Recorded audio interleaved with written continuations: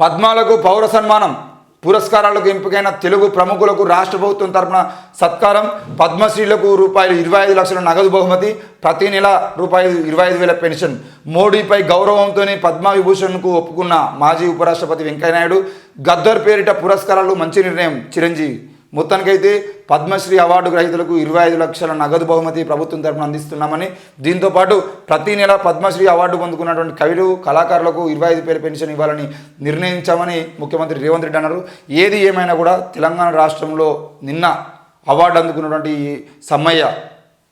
సమ్మయ్యతో పాటు దాంతోపాటు మనకు కొండప్ప, ఈ ఇద్దరికి కూడా గడ్డం సమ్మయ్య, దాసరి కొండప్పలు ఎవరైతే ఉన్నారో వాళ్ళిద్దరికీ ఇంకా ఆయనతో పాటు ఉన్నటువంటి వ్యక్తులకు కూడా ఆనందచారి కానీ మిగతా వాళ్ళకి కానీ 25,000 రూపాయల పెన్షన్ ఇస్తాము ప్రతి నెల తెలుగు వాళ్ళకి. దాంతోపాటు 25 లక్షల నగదు బహుమతిని అందించారు. మరి ఇవన్నీ కూడా వాళ్ళని ఆదుకోవడానికి చేసిన ప్రయత్నమే. అయితే ఇక్కడ ఇంకో విషయం ఏంటి అని అంటే, పద్మశ్రీ వచ్చిన వాళ్ళకే కాకుండా ఈ రాష్ట్రంలో ఎంతోమంది కళాకారులు ఎన్నో రకాలుగా నిన్న కూడా కొండప్పను వాళ్ళు మాట్లాడుకుంటూ ఎవరు దాసరి మన కొండప్పతో పాటు ఇంకో వ్యక్తి కూడా మాట్లాడుకుంటూ ఇద్దరు చెప్పినటువంటి విషయం ఏంటి అని అంటే, సమ్మయ్య కూడా గడ్డం సమ్మయ్య కూడా మంచి ఎట్టి పరిస్థితులు ఇట్లాంటి కళాకారులను ఆదుకోవాలని చెప్పేసి వాళ్ళు చెప్తా ఉన్నారు. కళాకారులు ఇంకా వేల మంది ఉన్నారు తెలంగాణలో. చాలామంది అగ్గిపెట్టెలో పట్టినటువంటి చీరను వేసినటువంటి నేతలు రాసి వాళ్ళకు కూడా మీరు సహకారం అందించాలి, ప్రోత్సహించాలి. ఇంకెంతోమంది కళాకారులు చిన్న చిన్న పెన్సిళ్ళ మీద బొమ్మలు వేయడము, చిన్న చిన్న చాక్ పీసుల మీద బొమ్మలు వేయడము, ఇట్లాంటివి ఎన్నో రకమైనటువంటి కళాకారులు తెలంగాణలో ఎన్ని వేల మంది ఉన్నారు. మరి అట్లాంటి వేలాది మందికి కనుక మీరు ఉపాధి కల్పించేటువంటి ప్రయత్నం చేస్తే, వాళ్ళ టాలెంట్ని దేశం ముందు ప్రపంచం ముందు వాళ్ళ టాలెంట్ని తీసుకెళ్ళిపోయే ప్రయత్నం చేస్తే తప్పకుండా తెలంగాణ అనేది విశ్వవ్యాప్తంగా ప్రపంచవ్యాప్తంగా వాళ్ళు గొప్ప పేరు తీసుకొచ్చే అవకాశాలు ఉన్నాయి. కాబట్టి పద్మశ్రీలు వచ్చిన వాళ్ళని సన్మానం చేసుడు కాకుండా పద్మశ్రీలు వచ్చే విధంగా వాళ్ళని ప్రోత్సహించడానికి ప్రయత్నం చేస్తే బాగుంటుంది. ఈరోజు చిరంజీవి గొప్పవాడైన తర్వాత చిరంజీవికి అంత పెద్ద మీటింగ్ పెట్టి చిరంజీవికి డబ్బా కొట్టుకోవడం, లేదంటే వెంకయ్యనాయుడికి డబ్బా కొట్టుకోవడం చేసే ప్రయత్నం కన్నా రానున్న రోజుల్లో ఈరోజు తెలంగాణ రాష్ట్ర వ్యాప్తంగా గద్దర్ పేరుతో మీరు నంది అవార్డులు ఇస్తూ ఉంటున్నారు. మరి ఆ గద్దర్లోకి బుల్లెట్లు పంపించింది ఎవరు? మళ్ళీ ఆ గద్దర్ పేరుతోనే అవార్డులు ఇస్తామని చెప్పేటోళ్ళు ఎవరు? అంటే ఆనాడు మీ ప్రభుత్వాలు సరిగ్గా నడవడం కోసం ఆయన మీద హత్యలు చేస్తారు, మళ్ళీ మీ ప్రభుత్వాలు మంచిగా నడవడం కోసం వాళ్ళని సంతోషపెట్టడానికి ప్రయత్నం చేస్తారు.